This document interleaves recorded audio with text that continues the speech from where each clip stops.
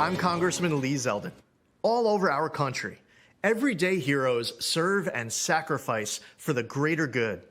Farmers, truckers, craftsmen, these heroes keep America running, and President Trump fights for them every day.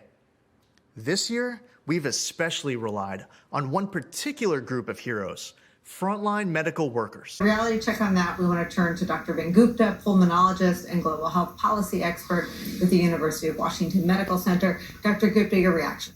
Thanks, Nicole. Let's be clear here. Nearly 1,000 of my fellow frontline healthcare workers have died since the beginning of this pandemic from COVID-19. So when I learned my county's PPE stockpile was depleted, I immediately thought of those healthcare workers. Dishonesty and misrepresenting the truth, no one's going to tolerate it on our end. Nurses, respiratory therapists, doctors. Jared Kushner and I were on the phone late into that Saturday night. The very next day, President Trump announced he was sending us 200,000 N95 masks. They imported KN95 masks from overseas, 60% of which were flawed, did not protect individuals, were 30% as good as N95 masks built here in America. He actually delivered almost 400,000. That number quickly grew to 1.2 million masks, gowns, and more. Let's be clear here on magnitude of PPE shortages.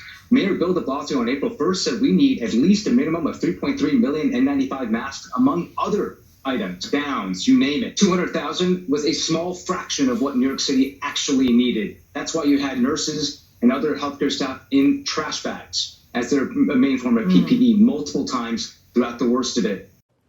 The president sent thousands of ventilators to New York. The notion of the federal stockpile was it's supposed to be our stockpile. It's not supposed to be state stockpiles that they then use. So we're encouraging the states to make sure that they're assessing the needs. They're getting the data from their local. He deployed the USS Comfort and converted the Javits Center to a field hospital. So the center was sitting empty while hospital hallways were packed with COVID patients. Javits didn't have the ICU beds, operating rooms, or equipment. The convention center wasn't originally set up to treat COVID patients, mainly because they just didn't have enough ICU beds or ventilators. Javits has been slow to receive equipment from the U.S. stockpile. The notion of the federal stockpile was it's supposed to be our stockpile. It's not supposed to be state stockpiles.